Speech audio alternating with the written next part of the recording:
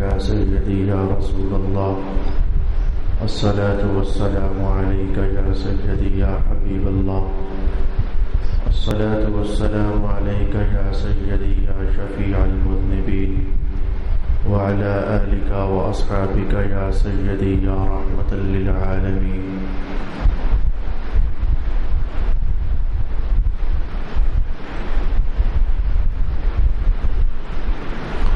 وہ امور جن سے نماز مقروض ہو جاتی ہے نتیجے میں درجہ کمال سے ساقط ہو جاتی ہے اور ثواب کم ہو جاتا ہے. ہم ان امور کو سیکھنے کا اہتمام کر رہے تھے.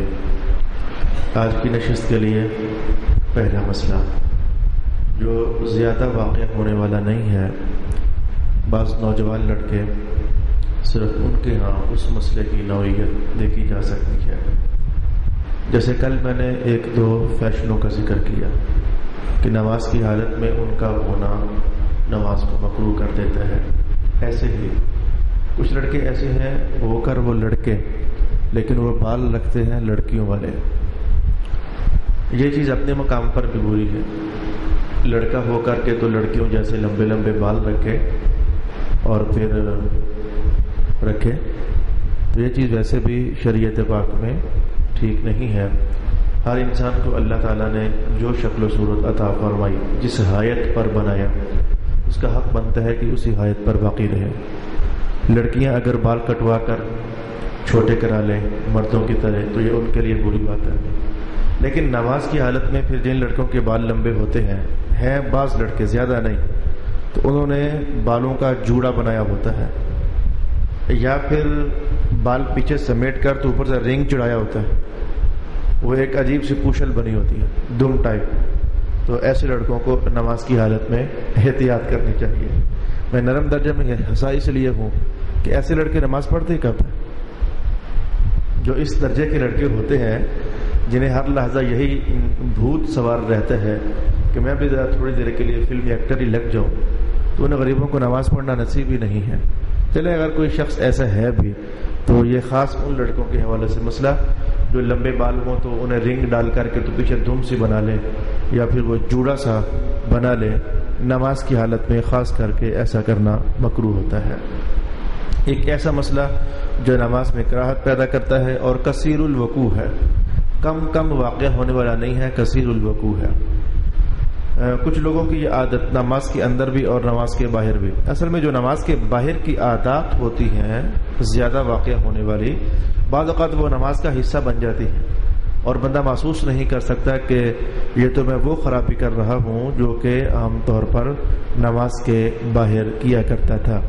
میں اس کو یہاں سے سٹارٹ لوں گا. مثلا تھوڑی سی انگڑائی آئی تو ہم نے انگلیوں میں انگلیاں ڈال کر تو ذرا کڑا کے نکالے، یہ تھوڑے سے نکال دیے. اچھا، نماز کی حالت میں ہم ایسا تو نہیں کرتے، یہ ایسے انگلیوں میں انگلیاں ڈال کر کے تو کڑا کے نکالے. نماز کی حالت میں ایسا نہیں کرتے.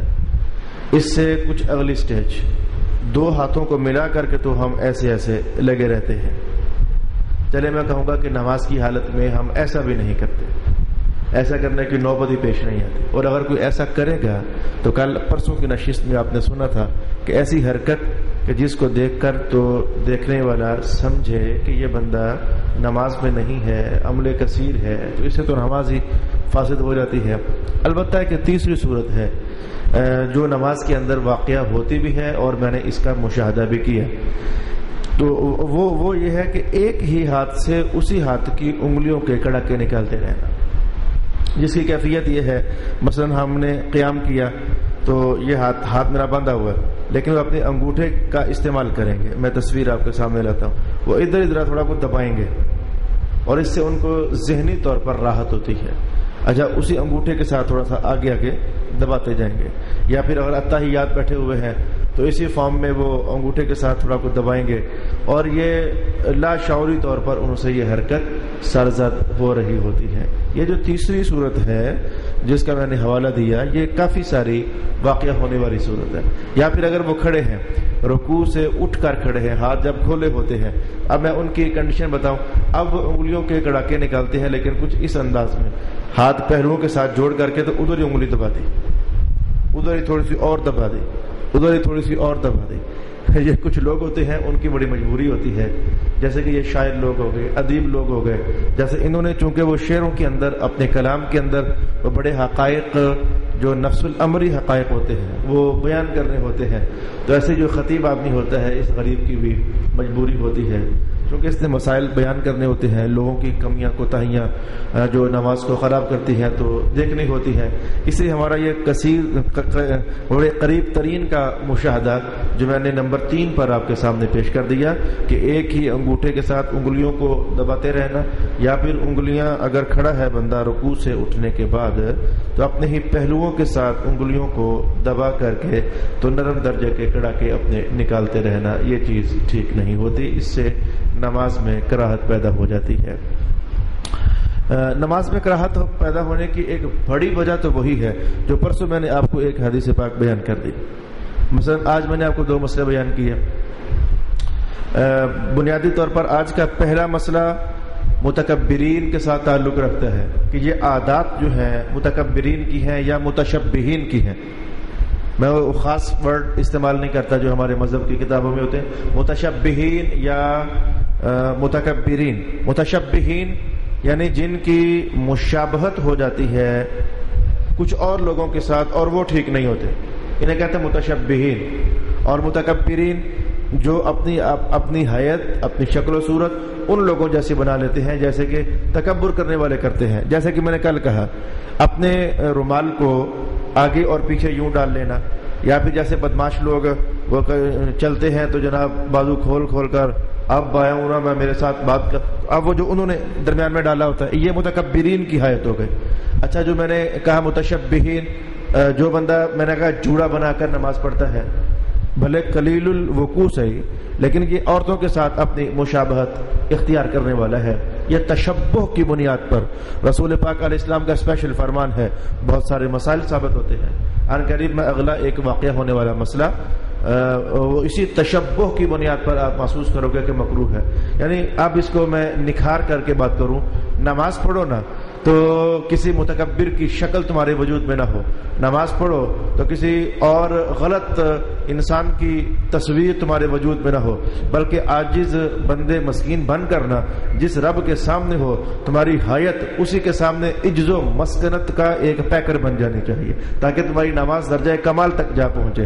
تمہاری نماز میں کچھ غلط لوگوں کی تصویر آئی نہیں اور نماز میں کراہت پیدا ہوئی نہیں۔ اب میں 2 مسئلے آج کی نشست میں ابھی تک آپ کو بیان کر چکا، ایک تو یہ کہ انگلیاں چٹخانا اور دوسرا یہ کہ جوڑا باندھ کر کے تو پھر نماز قائم کرنا۔ اب میں نے کہا تشبہ کی بنیاد پر بہت سارے مسائل ثابت ہوتے ہیں۔ بھائی مثال کے طور پر آپ کے سامنے شمع جل رہی ہے، موم بتی، یا آپ کے سامنے آگ جل رہی ہے، تو ایسی حالت میں نماز سامنے آگ ہو اور شمع ہو تو نماز میں کراہت۔ یہ مسئلہ میرا فی الحال یہاں کا ہے نہیں تھا، لیکن جب میں نے تشبہ کہا، مشابہت بنانا کسی غلط کی مشابہت بنانا، تو میں نے کہا لگے ہاتھوں اب کہہ دوں گا تو آسان بھی ہو جائے گا اور آنے والے کل کا بوجھ بھی ہلکا ہو جائے گا۔ تو سامنے آگ ہو، کم ہو یا زیادہ، تو نماز پڑھنا اس حالت میں مکروہ ہوگا۔ اچھا مکروہ ہونے کی وجہ وہی ہوگی کہ یہ مجوس لوگ ہیں، یہ اپنی بندگی کرتے ہی آگ کے سامنے ہیں، اب آگ کے سامنے رکھ کر کے تو عبادت کرنا اصل میں یہ کافروں کی شان ہے، یعنی مجوسیوں کی، تو مسلمانوں کو اس چیز سے منع کر دیا گیا۔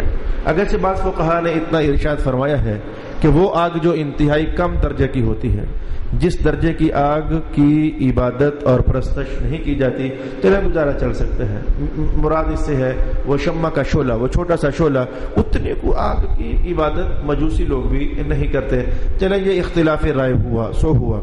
اچھا یہاں سے جب میں نے تشبہ کہا کہ سامنے آگ ہو تو نماز مکروہ ہو جاتی ہے، اور وجہ پیچھے کیا ہے؟ تشبہ، مجوسیوں کے ساتھ مشابہت کا ہو جانا۔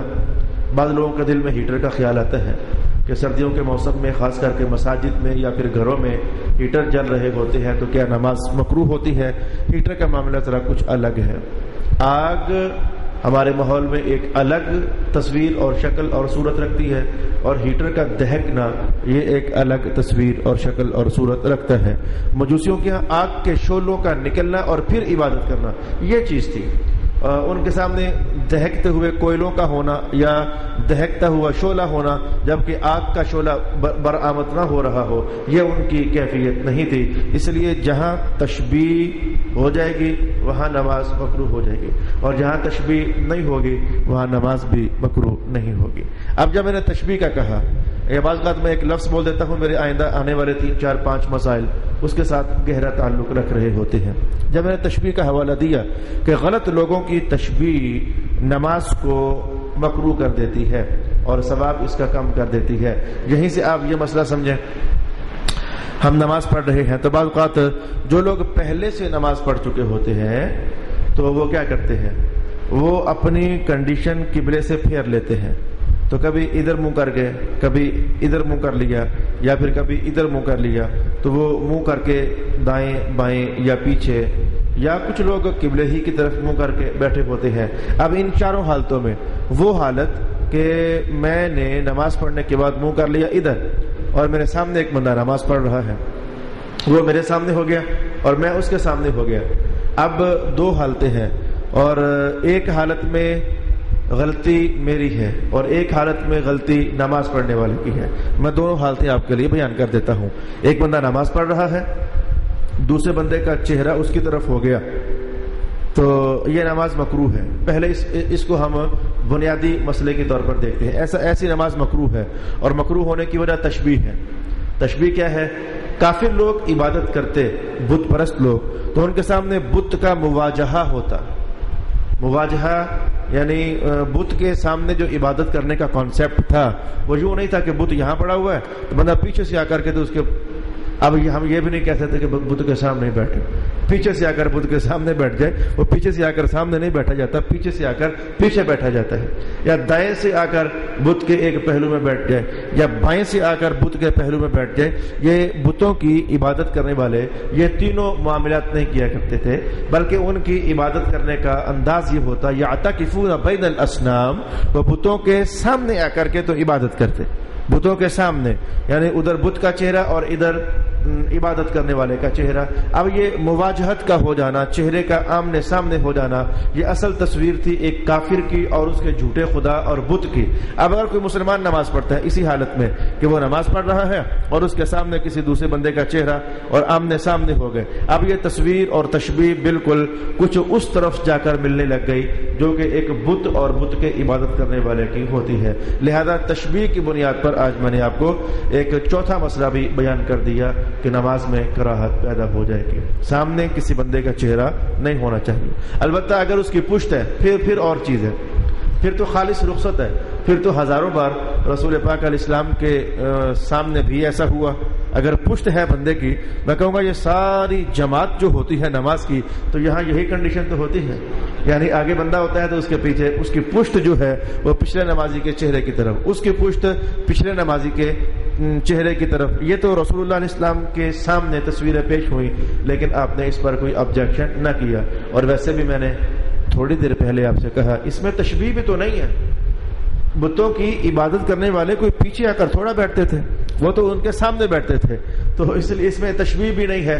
تو اب میں نے کہا کہ 2 حالتیں بنتی ہیں، میں دونوں آپ کو بیان کروں گا. ایک حالت میں جرم ہے نماز پڑھنے والے کا، اور ایک حالت میں جرم ہے جو سامنے بیٹھنے والا ہے. بنیادی مسئلہ میں نے آپ کو بیان کر دیا. اب میں ان دونوں حالتوں کو آپ کے سامنے کھولنا چاہتا ہوں. اگر تو میں پہلے سے منہ ادھر کر کے بیٹھا ہوں، میں جدھر کہ میرا منہ اب ہے، تو کوئی صاحب آئے تو وہ آمدن یا لاشعوری میں میرے سامنے آ کر کے تو نماز پڑھنے لگ جائے. اب غلطی میری نہیں ہے، اب غلطی نماز پڑھنے والے کی ہے. اسے پتہ بھی ہے کہ تصویر ہماری وہ بن جائے گی جو کہ بتوں کے سامنے جھکنے والوں کی بنا کرتی تھی، لیکن پھر بھی اسے نماز پڑھی. اب غلطی اس کی ہے، اب اس کی نماز مکروہ ہے. اب نماز مکروہ ہے، اب غلطی بھی اس کی ہے، اب نماز بھی مکروہ ہے. اور اگر صورتحال یہ ہو گئی کہ نماز پڑھنے والا تو نماز پڑھ رہا تھا، جیسے کہ ایسا ہوتا ہے کہ سلام پھرا تو کچھ لوگوں کی 1 رکعت رہتی ہے، کچھ لوگوں کی 2 رکعت رہتی ہے، وہ کھڑے ہو کر نماز پڑھ رہے ہیں، اور جو اگلی صفوں والے تھے انہوں نے دعا کر کے تو اپنا رخ پھیر کر کے تو نماز پڑھنے والے کی طرف کر لیا. اب یقینی سی بات آپ بھی محسوس کر گئے کہ اس میں نماز پڑھنے والے کا تو جرم نہیں ہے، اس میں جرم جو ہے وہ منہ پھیرنے والے کا ہے. نماز پڑھنے والا تو پہلے سے نماز پڑھ رہا تھا، جو بعد میں شخص منہ پھیر رہا ہے اب جرم اس کا ہے، اب اللہ تعالیٰ کے ہاں مجرم وہ بن جائے گا۔ لہذا یہ دونوں حالتیں سیکھنے کے بعد میں اس مسئلے کی اور اس عنوان کی آخری بات کہتے ہوئے تو ہم اگلے مسئلے کی طرف بڑھ جائیں گے۔ وہ آخری بات یہ ہے کہ دیکھیں، میرا منہ ادھر اور میرے فوراً سامنے والی صف میں بندہ میری طرف منہ کر کے نماز پڑھ رہا ہے، تصویر نمبر 1۔ تصویر نمبر 2، مجھ سے 2 صفوں کے فاصلے پر بندہ نماز پڑھ رہا ہے۔ تصویر نمبر 3، مجھ سے 3 صفوں کے فاصلے پر نماز پڑھ رہا ہے۔ تصویر نمبر 4، مجھ سے 4تھی صف میں کھڑا بندہ نماز پڑھ رہا ہے۔ یہ 4 تصویریں بنائی، 5 بھی بن سکتی ہیں، 6 بھی بن سکتی ہے، 7 بھی بن سکتی ہے۔ اصل مسئلہ یہ تھا کہ دونوں کا آمنے سامنے ہونا بھلے قریب ہو تو بھی مکروہ ہے اور بھلے دور ہو جائے تو بھی مکروہ ہے۔ مسئلہ آپ کو یہ بیان کرنا تھا کہ اگر آپ وہ ہو جو نماز پڑھ چکے ہو تو کبھی بھی اپنے سے پیچھے کھڑے نمازی کے سامنے اپنا چہرہ نہ کرنا، مجرم آپ ہو جاؤ گے۔ اور اگر آپ کا چہرہ پہلے ہی سے ادھر ہے تو جو لوگ نماز پڑھنے آنے والے ہیں انہیں اس سلسلے میں خاص احتیاط کرنی چاہیے کہ وہ ادھر چہرہ کر کے بیٹھے ہوئے شخص کے سامنے کھڑے ہو کر کے تو نماز ادا نہ کریں۔ نماز کے مکروہات میں سے آج میں نے آپ کے لیے مکروہ نمبر 3 بیان کیا، اور اس مکروہ نمبر 3 کی ہم نے سمجھنے کے لیے 2 حالتیں بنائی، اور پھر تیسری صورت اس کی سمجھنے کے بعد اب میں اگلے عنوان کی طرف بڑھ جانا چاہوں گا۔ البتہ درمیان میں اگر فاصلہ آ جائے، یہ اس کی شکل نمبر 4 بنتی ہے۔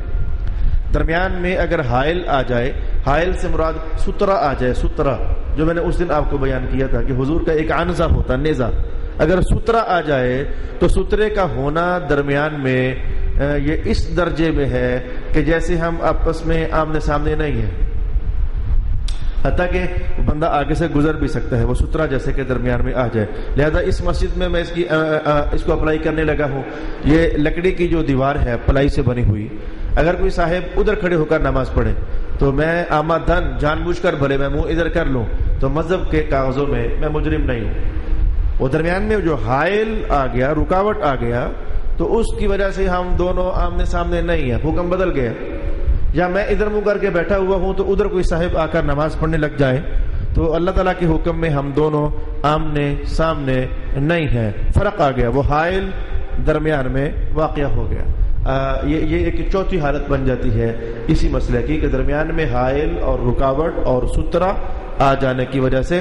یا ایک اور اس کی میں عملی تصویر میں جو بڑی مساجد ہوتی ہیں جیسے کہ عیدگاہ مسجد، یہ بڑی، میں نے آپ لوگوں کی سینس میں کہا، مذہب کی سینس میں بڑی ایک اور مسجد ہوتی ہے، یہ مذہب کی سینس میں نے بڑی نہیں کہا، مذہب کی سینس میں بڑی مسجدیں پاکستان میں 2 ہیں یا 3 ہیں، ایک شاہی مسجد لاہور کی، اور ایک چلے فیصل مسجد اسلام آباد کی، یا پھر اگر کوئی اتنا حدود اربا رکھنے والی اور مسجد ہے جس کی مقدار میں فقہاء کرام نے یہ جملہ بھی ارشاد کیا کہ جس کی چھت اگر کھڑی ہو تو پرانے دور کی جو تعمیر تھی، ظاہر ہے کہ یہ تعمیر پر بھی تو بڑے ادوار گزرے، ہر چند سالوں کے بعد کنسٹرکشن کی جو تھیوری ہے وہ تھوڑی سی اپ ڈیٹ ہوئی ہوتی ہے، کچنز کے حوالے سے یا پھر ڈرائنگ رومز کے حوالے سے یا پھر وینٹیلیٹڈ گھر ہونے کے حوالے سے یہ تھوڑی تھیوریز تبدیل ہوتی رہتی ہے۔ تو میں پرانے دور کی تھیوری کی بات کرتا ہوں۔ انہوں نے فرمایا کہ جیسے کہ رسول اللہ کی علیہ السلام کی مسجد، اب وہ بہت بڑی نہیں تھی، حجم میں بہت بڑی نہیں تھی، رسول اللہ کے دور میں وہ مسجد بہت بڑی نہیں تھی، لیکن وہ چھوٹی سی مسجد کے نیچے بھی بہت سارے ستون تھے، جیسے کہ یہاں اب یہ اتنا بڑا حال ہونے کے باوجود یہ 4 اس کے پلر ہمیں نظر آتے ہیں اور 4 ستون۔ تو اگر یہی مسجد اتنی بڑی چھت والی قدیم ادوار میں تیار کی جاتی تو اس کے نیچے یہ 4 پلر نہیں بلکہ زیادہ پلر ہوتے۔ یہ اس دور کی تھیوری تھی کچھ ایسی۔ اب تمہارے کنکریٹ نظام ہو گیا، پھر اوپر بیمز ڈلتے ہیں، تو اس دور میں بیم، سریا، یہ ساری چیزیں نہیں، تو لامحالہ ستونوں کی تعداد بڑھ جاتی۔ اچھا، میں مسئلہ کیا آپ کو کہنے جا رہا تھا کہ اگر مسجد بڑی ہے، پھر اصل مسئلہ ہی ذہن سے غائب ہو گیا کہ میں اس مسئلے کی کون سی کیفیت آپ کے سامنے بیان کرنا چاہتا تھا۔ الصلاۃ والسلام علیک یا سیدی یا رسول اللہ، الصلاۃ والسلام علیک یا سیدی یا حبیب اللہ۔ چلے وہ مسئلہ جو میں نے کہا تھا کہ آپ کی سینس میں بڑی تو پھر مسجد کو بڑا کرتے کرتے پتہ نہیں کدھر مسئلہ گم ہو گیا. وہ اب آئے گا تو میں دوبارہ پھر آپ کے لیے بیان کر دوں گا. اچھا، تو یہ میں نے آج کا مکروہ نمبر جتنا بھی آپ کے لیے بیان کر دیا. اگلے مسئلے کی طرف ہم بڑھنا چاہیں گے. یہ مسئلہ گرمیوں کا نہیں ہے. نماز مکروہ ہوتی ہے لیکن گرمیوں میں نہیں. البتہ گرمیوں میں کچھ صوفی صاحبان ہیں. گرمیوں میں میں نے وہ تصویر آگے ذہن میں نے کچھ صوفی صاحبان جو مذہب کے علوم سے نا آشنا ہوتے ہیں، ایسے جو صوفی صاحبان ہوتے ہیں، گرمیوں میں ان کی نماز مکروہ ہوتی ہے اور سردیوں میں کافی سارے لوگوں کی نماز مکروہ ہوتی ہے. یہ کون سا مسئلہ ہوا کہ گرمیوں میں کم علم لوگ جو تصوف اختیار کرتے ہیں تو ان کی نماز مکروہ ہوتی ہے اور سردیوں کے اندر اکثر لوگوں کی نماز مکروہ ہوتی ہے. اس مسئلے کا تعلق اس بات کے ساتھ ہے کہ آپ نے کوئی چادر لی اور سردیوں کے اندر بڑا دل کرتا ہے کہ جب چادر کی بکل لگاؤ نا تو سب کچھ چھپ جائے، حتیٰ کہ ہاتھ بھی اندر چھپ جائے اور مزے سے گرم گرم نماز ادا کریں. سردیوں کے اندر یہ اکثر لوگوں کی من کی کیفیت کچھ ایسی ہوتی ہے. تو اب مسئلہ دھیان سے سمجھیں کہ نماز یوں ادا کرنا کہ بکل چادر کے لے لی اور ہاتھ بھی چادر کے اندر بکل میں چھپ گئے. تصویر آپ تھوڑی سی خود بنا لیں. اس وقت میرے پاس چادر نہیں، ورنہ میں چادر کی بکل لگا کر آپ کو بتاتا. چادر کی بکل لے لی اور ہاتھ چھپ گئے. میں اس کو تھوڑا سا کھولوں گا یوں کہ اگر ایک دم سے ہاتھ کھولنے پڑ جائیں، جیسے کہ بندے پر کوئی حملہ کرے، تو سب سے پہلے فرسٹ آف آل بندے کے ہاتھ جو ہیں وہ فیس کرتے، یہ ہاتھ فیس کرتے ہیں. یہ اللہ پاک نے یہ جو حس ہے یہ بڑی تیز بنائی ہے. ادھر سے آنکھوں کی حس بڑی تیز ہے، ادھر سے یہ ہاتھوں کا فیس کرنا. یہ حتیٰ کہ بندہ گرے تو آپ کو پتا ہے گرنے کی حالت میں بھی بندہ الٹا سیدھا جیسے بھی ہاتھ زمین پر پھینکتا ہے. یہ ہاتھوں کو اللہ نے بنایا ہے اس لیے یہ بڑی سیفٹی کا کام کرتی ہے بندے کے لیے. تو چادر بندے نے لی ہو تو ایک دم سے اسے ہاتھ کھولنے پڑ جائیں تو ہاتھ اس کے یوں کھل نہ سکیں، نہ کھل سکے اس طرح، بلکہ وہ جب کھولنے لگے تو چادر آڑے آ جائے اور پیک سے ہو جائے. یہ تصویر میں نے خوب کھول کر آپ کے سامنے رکھی. وہ چادر میں ہاتھ پیک سے ہو جائے، مکمل کھل نہ سکیں. یہ تصویر ہے. یہ اس سے نماز مکروہ ہوتی ہے. اب آئے گرمیوں کے اندر وہ ایک سفید رنگ کی چادر لی ہوتی ہے، پتلا سا صافہ. پتہ نہیں کیوں لیتے ہیں، اللہ بہتر. ایک تو گرمیاں لگی ہوئی تو اوپر سے وہ پتلا سا سفید رنگ کا صافہ لیا ہوا ہے. کوئی مناسب وجہ ہو تو اللہ بہتر جانتا ہے، لیکن مجھے کوئی سمجھ نہیں آتی کیا وجہ ہو سکتی ہے. وہ پتلا سا صافہ لیا اور اس کی بکل لگا لی اور پھر اس کے اندر سے ہاتھ بالکل وہ جو میں نے سردیوں کی تصویر آپ کے سامنے بنائی. تو یہ جو تصویر آپ کے سامنے بن جاتی ہے یہ اصل میں نماز میں کراہت پیدا کر دیتی ہے. اب ہر مسئلے کی دلیل جو ذرا مشکل ہوتی ہے، اسے میں غائب کر لیتا ہوں. ظاہر ہے کہ وہ ہر دلیل یہاں کا حصہ نہیں ہے، اور جو دلیل ذرا درجے میں آسان ہوتی ہے، آپ لوگوں کے لیے قابل بیان ہوتی ہے، اسے پھر میں آپ کے لیے بیان کر دیتا ہوں. لہذا آج کی نشست کا ہم نے اگلا مسئلہ یہ دیکھا کہ کپڑے میں اس طرح لپٹ جانا کہ اس کے ہاتھ لپٹ کے اندر آ جائیں اور ہاتھ لپٹ سے باہر ایک دم سے نہ نکل سکے، تو اس حالت میں نماز ادا کرنا مکروہ ہو جاتا ہے. احتجار کرنا گجرخان میں تو نہیں، ہمارے پنجاب میں بہت زیادہ. کچھ غلطیاں یہ جو فقہا ہوتے ہیں، یہ جب مسائل بنائے جاتے ہیں، میں آپ کو یہ بتاؤں تو مسائل بناتے وقت صرف یہ نہیں دیکھا جاتا کہ ہمارے سامنے یہ ایک حدیث آ گئی اور یہ قرآن آ گیا تو بس مسائل بنا دو. ایسا نہیں ہوتا. جب بھی قانون سازی ہوتی ہے، یہ قانون سازی کی تھیوری میں سے ایک چھوٹا سا پوائنٹ آپ کو بتاؤں، یہ جو مسائل سارے یہ قانون ہوتے ہیں شریعت کے. جب بھی قانون سازی ہوتی ہے، حتیٰ کہ رسول اللہ علیہ السلام بھی اس بات کو بہت زیادہ ملحوظ خاطر کیا کرتے تھے. تو قانون بناتے وقت صرف کسی ایک اینگل سے سوچا جائے یہ ناکافی ہوتا ہے. میں مثلا قانون بناؤں تو میرے سامنے گجر خان والے ہیں تو میں کہوں یار یہ تو ایسے کرتے ہیں قانون بن جائے. جی نہیں، وہ گجر خان والوں کے لیے تو امپلیمنٹیشن آسان ہوگی، لیکن ممکن ہے کہ لاہور چلے جاؤں تو ان لوگوں کو بڑا عجیب لگے، وہ کہیں یہ کیسے ہوگا. اچھا، میں لاہور کو سامنے رکھتے ہوئے قانون بناؤں تو ممکن ہے کہ ان لوگوں کے لیے اپلائی کرنا آسان ہو مسئلہ، لیکن ہم پٹھار میں آ رہے تو ان لوگوں کے لیے مسائل میں مشکلات پیدا ہو جائے. تو قانون سازی کے لیے شرق و غرب اور شمال و جنوب، آبادیاں، مزاج اور لوگوں کے رہن سہن، رنگ ڈھب، یہ ساری باتوں کو ملحوظ خاطر کر کے تو پھر قانون سازی کی جایا کرتی تھی. اچھا، قانون جب مذہب کے بنے تو بعض اوقات ایسا ہوگا کہ وہ لگے گا یار یہ مسئلہ تو ہمارے ہاں ہے نہیں ہے. وہ ماجرا یہ ہے کہ ہمارے ہاں نہیں ہے, لیکن ذرا اور کچھ آگے چلے جاؤ نا تو وہاں وہ مسئلہ ہوتا ہے. اچھا وہ لوگ سمجھے یار یہ جو مسئلہ مذہب کا چل رہا ہے اس کی تصویر تو ہمارے ہاں ہے ہی نہیں ہے, چلو ٹھیک ہے ان کے ہاں نہیں ہوگی, لیکن ذرا اور پرے پڑوس میں چلے جاؤ تو وہ مسئلہ ادھر آپ کو باقاعدہ عملی طور پر واقعہ نظر آئے گا.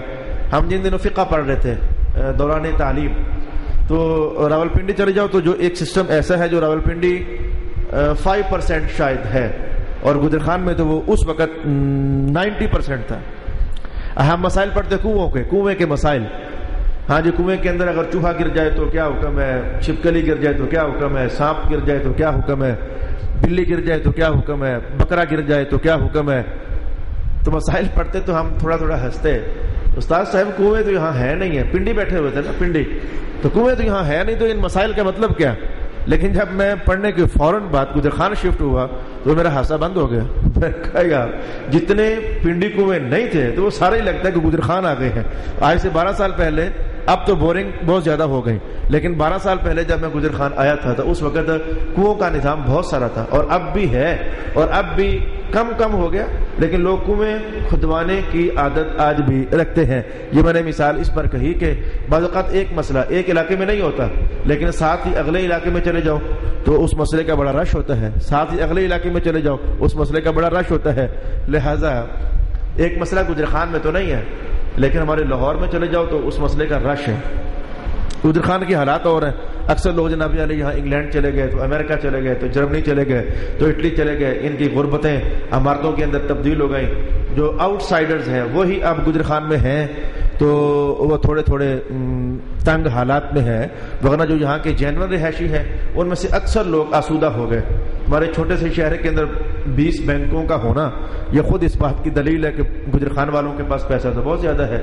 اچھا لاہور چلے جاؤ تو وہاں ابھی بھی یہ باہر جانے کا کانسیپٹ بہت کم ہے, اور اگر ہے بھی تو اتنا پھیلا ہوا ہے پتہ ہی نہیں چلتا. اچھا ایسے ہی چلے لاہور کی بات کرتا ہوں, تو پھر غربت زیادہ ہے. اب غربت کی حالت میں کیا ہے, جو مسئلہ ہے وہ کیا ہے, لوگ سارا دن مزدوری کرنے جاتے ہیں. یہ میں نے آپ کو امامہ باندھ کر دکھایا ہوا ہے, مزدوری کرنے جاتے ہیں, ان کے پاس ایک مخصوص سٹائل کا رومال ہوتا ہے, وہ سبز بھی ہوتا ہے, ریڈ بھی ہوتا ہے, لیکن اس کے اندر چورس مربع نما خانے بنے ہوتے ہیں, اور وہ بڑا بیوٹیفل سا لگتا ہے. اب مجھے نہیں پتا کہ آپ لوگ دیکھ پائے یا سمجھ پائے یا کہ نہ سمجھ پائے. لاہور کے علاقے میں ایسا رومال بہت زیادہ استعمال ہوتا ہے 1 فٹ کو چوڑا ہے, اور لمبائی میں وہ لگ بھگ 2.5-3 فٹ کے ہوتا ہے.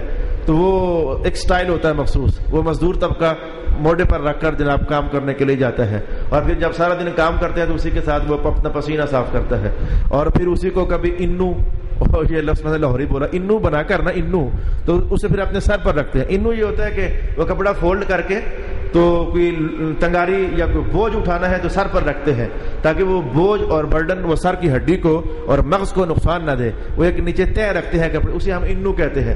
وہ جو کپڑا ہوتا ہے وہ رومال یا وہ صافہ سفید رنگ کا بطور انو کے استعمال کرتے ہیں. اب آئے اپنے مسئلے پر ہم پہنچے, کافی سفر طے کرنا پڑا کہ نماز کی حالت میں پھر یہ جو مزدور طبقہ ہے یہ اسی سبز رنگ کے یا ریڈ کلر کے رومال کو اپنے سر پر اردا گرد لپیٹ کرنا, اللہ اکبر. وہ مزدوروں کی نماز بھی بڑی مزدوری والی ہوتی ہے, وہ اسی حالت میں نماز ادا کرتے ہیں. تو یہ جو انہوں نے کپڑا باندھا, اب اگر لفظ تو ایک تھا احتجاج, تو میں فوراً آپ کو یہ کہہ کر بھاگ جاتا احتجاج کرنا مکروہ ہے. احتجاج یہ ہوتا ہے کہ ٹوپی سر پر نہ ہو اور بندہ امامہ باندھ لے.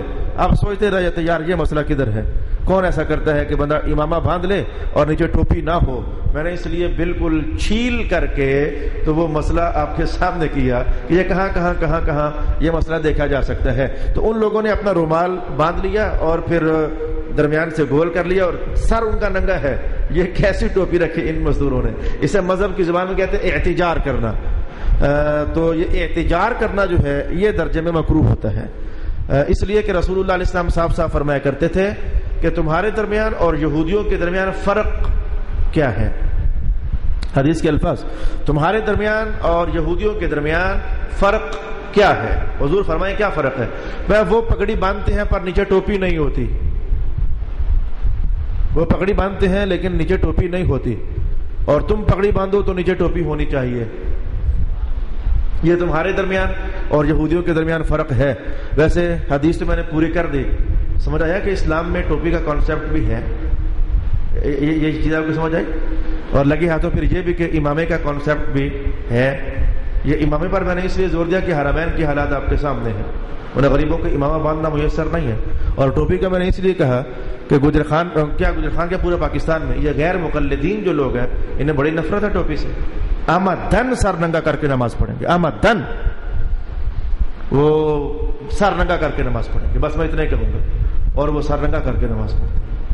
یہی میری سختی ہے، یہی میرا پیار ہے، سر ننگا کر کے نماز پڑھتے ہیں. حالانکہ ٹوپی کا کانسیپٹ رسول پاک علیہ السلام سے ملتا ہے. اور میں نے برسوں ترسوں کے مسائل میں کہا، ایک حضور کا انزا ہوتا تھا اور ایک بار حضور کو ٹوپی گفٹ ہوئی تھی. تو یہ ٹوپی کا گفٹ ہونا، یہ لگتا ہے کہ یہ عادت تھی. جس شے کی عادت ہو وہی شے گفٹ کی جاتی ہے نا.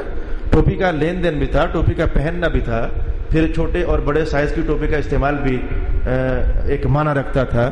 خیر، میں نے لگے ہاتھوں آپ کو باریک درجے کے 2 اشارے کیے کہ ٹوپی باہر کیا مذہب کا حصہ ہے. تو احتجار کرنا یہ نماز کو مکروہ کر دیتا ہے. وآخر دعوانا ان الحمد للہ رب العالمین.